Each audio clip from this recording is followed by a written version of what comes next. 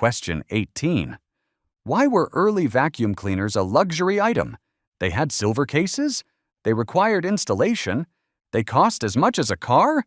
Or they needed service staff?